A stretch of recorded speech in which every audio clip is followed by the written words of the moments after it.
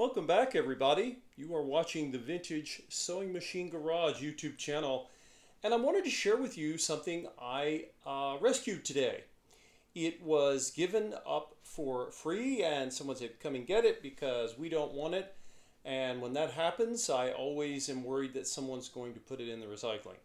So I thought I would start the video from sort of an aerial shot to see if any of you have any idea what kind of machine this is, what brand of machine this is. Now the brand, of course, can vary, but I wonder if any of you might recognize this. Those of you who are vintage sewing machine, if you're geeks like I am with these machines, you might know this. For example, you might note that, and I'll swing to show you the very end. This machine is so long it doesn't fit in the camera very well. There's the bobbin winder and the hand wheel, and over here you'll see, of course, this is the side door for the needle and the pressure bar compartment. And let's see, it came with a little box of attachments. So we've got different notions in here. What does this say? It's some brand of needle. It came with a seam guide. It came with a, these are all low shank, by the way, a zipper foot, sometimes called a cording foot, depending on your perspective. Another guide for keeping your seams in line. We have a foot that will allow you to do zigzag, but I wonder if this is a special stitch foot, because it has the little snow skis, those little metal pieces. It's designed to, and by the way, if you look in the light, I think you can see this foot it is slightly elevated. Those little metal pieces there, they actually help to elevate this, and there's a little sort of tunnel, very shallow tunnel in the center of this foot. I believe that is used for making special stitches. And then, of course, we've got some nice vintage bobbins. We've got, it still has its little cover on it. I have a feeling it might never have been used, this particular foot. And it is a rolled hem foot. It is, again, very similar to the vintage Singer rolled hem feet.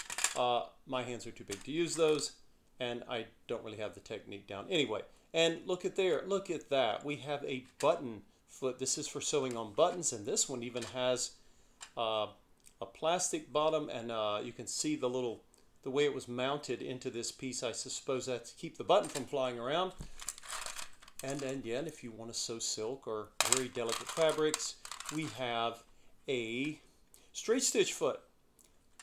And mounted on the machine is a foot for normal zigzag. So you know it's a zigzag foot, and this is one of the original felt washers, a little round compact washer. So that's what came in this box. The box, for reasons that are not clear to me, is sort of a powder blue color. And keep in mind that when you find things with the vintage machine, you never know what you're going to get, and it may or may not be original, but it's still wonderful to have. It could be that the box is not original, or maybe it is, because underneath whatever someone stuck on here, it says it's embossed accessories. And then something else down here, which I can't really read.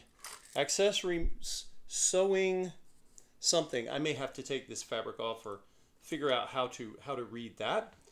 Anyway, that's there. But wait, that's not all. I just always wanted to say that.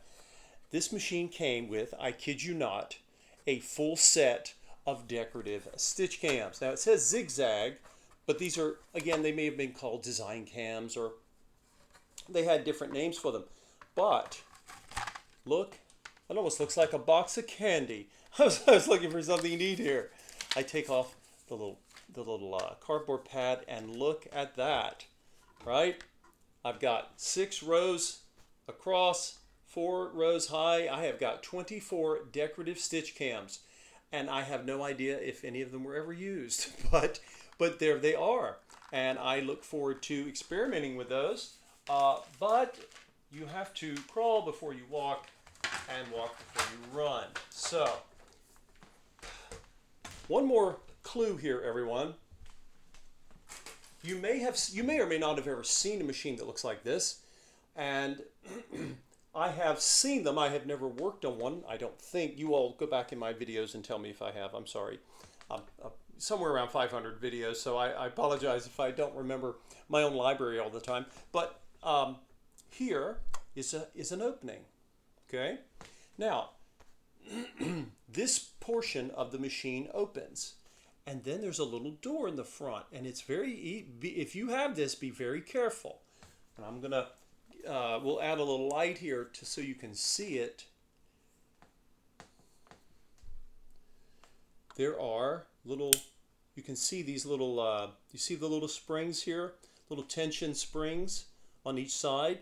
That's what holds that door shut. I'll be putting a little grease to make those springs job a little easier, but we'll leave it down for now. There's a cam here, and I don't know if this cam is required for even basic zigzag. Remember, some vintage machines have I call it a base cam. They had different names for it. But basically, you're not doing anything but straight stitch unless you have it. I don't know if that's true of this machine, but we are going to find out. There's lots of glorious metal here. That makes me happy. I have to see this particular gear here. It's may or may not be made of steel. Could be made of plastic. I am going to date this machine somewhere around the mid to late 1960s. So what do we have? Of course, we have a bobbin winder mechanism that is up top, and they were starting to move them up top. We have what I believe are some oiling holes.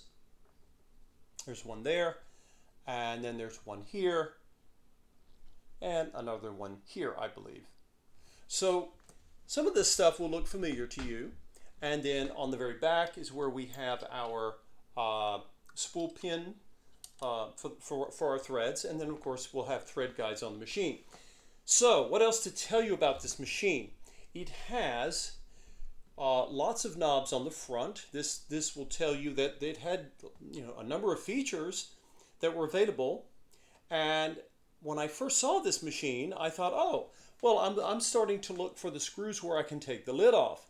Well, no, because all you have to do is run your finger down this to know this is all one solid piece of steel. That lovely and beautiful two-tone line, that's a paint line. That's actually not a lid place. So if I'm going to access this machine, it's going to be from the top and the sides. And I'm going to take you through I literally just brought this home today and just got it out of the back of my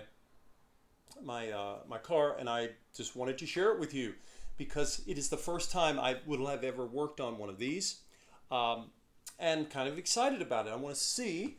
Well, okay, I can't wait. I'm going to have to see, is this metal or not, this gear?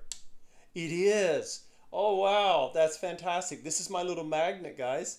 I can't always tell. Wow, that is steel. Well, how about that? It had not been changed out. As I've told many of you, as we get to the end of the 60s and into the early 70s, a lot of the manufacturers, while they still use lots of lovely steel and heavy metal, they are beginning to replace certain components with nylon, usually some form of plastic. So I'm happy to see that. Hooray.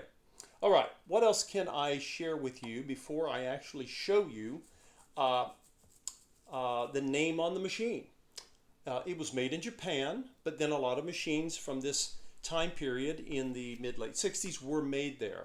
And it is not a Singer. It's not a White brand. White brand was making their machines in Japan by the 60s anyway. All right, so I'm going to change the angle of the camera, and instead of teasing you all with what in the world could this machine be, this machine is a Japanese-made Simpsons machine. See if I can get get the entire machine into the frame here for all of you. Now, one of the things I noticed when I saw the machine, because it was, I didn't know what, I saw a picture, but pictures are not always, sometimes they're kind of fuzzy. They don't always answer all of your questions, right? And the first thing is to let you know, what I can tell you is that this machine is in fantastic shape. In fact, I don't see a single scratch on the bed. I don't see anything here. Well, if you get a machine that's of this age and there are no scratches on the bed, either the person who owned it didn't sew with it very often, or when they did sew, they didn't use pins, which is pretty incredible considering, how important pins or some sort of clamping system is needed when you're sewing. This machine was given to me by the heir of the original owner. So this is a one owner, one household machine. And I think I've mentioned to all of you in the past that more times than not, there are exceptions of course, but more times than not, when a machine comes to me and it just looks like, I think I can see a little scuffing over here or something, but I mean, it's 95% mint, that typically will reveal that the machine was a one owner, right? It was kept in the family. People actually cared for it, even if it just sat. I'm going to assume this thing hasn't been run in a very long time, okay? I'm going to treat it the way I treat all of my machines, whether they look beautiful or whether they look like they were dragged around in the mud, because some of them do. I have to treat all of the machines as if they have not been serviced, because when I go through a machine, I'm not just knocking lint off and oiling. I'm literally going through all of the sections to inspect them, to give them the maintenance that they very often long overdue. But now, what about this name, Simpsons? If you're in the United States, you might not recognize the name. If you're in Canada, you will, because Simpsons was one of the great retailers, department store retail chains in Canada. In North America, in the US, Canada, and of course they had their own versions over in Europe and in the UK. The long history of department stores is they were often regional, right?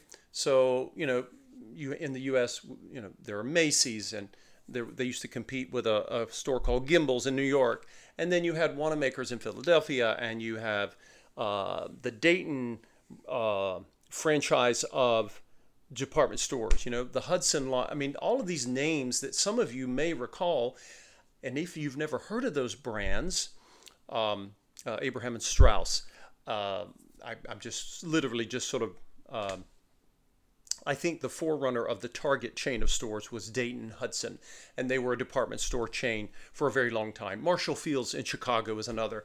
And in different regions of countries in North America, you have these great, I call it the great era of the department store. And the reason that matters is that they often sold house brands, and that is what this is. Now, if you think you sort of recognize this machine, but you don't recognize Simpsons, some of you, particularly those in the US, may have this same exact machine, but instead of Simpsons, it's going to say Montgomery Ward. Or it might say Ward's, or it might have a different house brand to it. Some department stores, like Sears, Sears was so big they had lots of house brands depending on what the products were. So if you had, hardware and tools, you had Craftsman. Large white good appliances like kitchen appliances under the Kenmore brand. And then, of course, they also used Kenmore for their sewing machines. Well, Simpsons, in this case, they may have had house brands, but they just called it the Simpsons sewing machine. But just so you know, Simpsons, Sears, Montgomery Ward's, none of these department stores made their own machines. They all outsourced them. Because if you think about it, retailers don't really make anything anyway. Even today, they always are buying them from suppliers. So, I should not ignore this. This little strawberry has some, I'm being very careful with it because I don't want to peel off paint. It's some sort of, who knows, this could have been given to the original owner by a grandchild or something. It's some sort of embroidered, or maybe they got it in as a sewing gift. It's an embroidery sort of strawberry thing with sticky stuff on it, but I'm not leaving that on the machine. I'll be cleaning the finish there. But it's interesting to see a machine I've never worked on before. And I get really excited because, hey, I get to work on something new. And all of you get to see me go through the machine and hopefully overhaul it properly. Or maybe you'll see me mess it up in some way. I don't know. I would never intentionally want that to happen. But I like it when all of you see me drop things or struggle, or because doing anything new, or even if you've restored machines before, you know, sometimes when you're trying to get something done, you have to keep at it, right? That's not always smooth sailing. And that's why I try really hard on this channel not to make everything look like, oh, well, it's just easy. Why can't you do this? I want you to know that when you have those moments, when you say, well, I've never seen this machine before. Well, neither have I. And yes, because of the years of my working on machines, I recognize certain things, yes. But there are things about this machine. For example, I do know that underneath I don't know if it will show up for you guys, but underneath where the bobbin winder is, I can put my flashlight in there and I see part of the tire. And I'm going to have to move the camera and zoom in to even for a chance for you guys to see it. And I don't know if it will show up for you or not. But let's try, okay? There we go. All right, I'm going to hold this down. I'm holding a bowling ball in one hand here, folks. So this is underneath there. There is a tire. And don't know if you can tell from this angle. I'm going to have to move the camera a bit. I don't know if you can see this. I don't know if it's going to show up for you all, but there are cracks. You see the cracks there in that tire? That's not surprising. This tire is, pushing 60 years old. And that tire is made of rubber. So, of course, it has dry rotted. That's not a surprise. I should be able to get a replacement. But then my question is, well how am I going to get in there? Because this door does not give me access to way over here. So, well, surely it's designed to be maintained, right? So, I thought I'd bring this around. What am I going to do? My first thinking is I'm going to be removing, I won't be doing this today. This is just an introduction. I wanted you to meet this machine here. Oh, lovely paint there. I'm going to be removing. Now, unlike the turquoise white machine, wait a minute. This is interesting. This piece does not sound like plastic, but my magnet is not sticking to that. And what that tells me is that it might be aluminum. In any event, I'll be removing the cover of the motor. Remember, by this point in time in the 60s, a lot of the manufacturers are covering the motor. This is quite fascinating. There are two bolts right here. I've got two bolts holding on the bracket, and which you start to see. And this bracket, I don't know for sure, folks, but I think this bracket is the bracket the motor is attached to. But we're going to find out together in a future video, because I don't know. I've not seen this setup. And there's this piece here, and I think this is designed to be able to move the bracket. It's like an opening to the bracket in the bolt. So if you want to adjust how about that? What do you think? Do you think this is a way to adjust belt tension without having to hold on to the motor itself? Because it looks like I can see slots. I don't know if you guys can see the slots, but under here is a slot. Let me lower the camera for you and I'll show you. It's not fair to describe something and not show it to you. That's just not nice. Okay. Let's get my camera all the way down here. All right. Look right there, right above this lower bolt. There's a space there. That's the slot in the bracket. That's what I think I'm seeing. Again, I'm looking at it for the first time. So who knows? I could easily be mistaken, and that's okay, because that's how we learn, right? Okay, so I'm really curious to see, and I'm hoping that once I've taken my hand wheel off and I take this cover off, that I hope I'm going to be able to get access to up here, because I don't know how else you're supposed to access the bobbin winder. This is very curious, and like I said, if you have the Montgomery Ward, that's the most common brand I've ever seen. I've seen pictures of machines like this, the same design, and I'm not a betting person, but I would bet you that that is the same manufacturer, because I haven't seen that many brands with this shape. Now in the back, we'll come around. There's not a whole lot to see. This is very interesting. So the owner that wanted something done with this machine, that's why I went and got it, to make sure that it ended up getting to continue on in life and not end up in the scrap heap, is that they removed it from a table, and thankfully they only loosened the little screws. Remember, the screws, there are screws that hold your machine's bed to the pins that are attached to the table hinges. Fortunately, they didn't take the hinges out. They had the foresight to figure that out. What is odd, though, is look at that. So this is very curious. Look, everyone, this you normally you have the machine, and then you have the screws that you tighten on the hinge pins, and they're normally there's a hole in the bed of the machine. And so I thought, oh, okay. So what I'm doing here is I'm tilting this back, but yeah, those holes, that hole there on the left, whoops, let's not pinch our cords there, and this hole on the right. These holes are, there's no thread there. That's where the pins go. So apparently, this manufacturer, and if any of you have the Montgomery Ward version of this machine, please share in the comments down below if you've got the same setup. But apparently, I really, this is very curious. This is a big, giant piece of steel, this dark brown piece, and the pins attach through these again are the bolts that you tighten to get your hinge pins snug, so it will hold the machine when you fold it down. But how is this thing attached to the bed of the machine?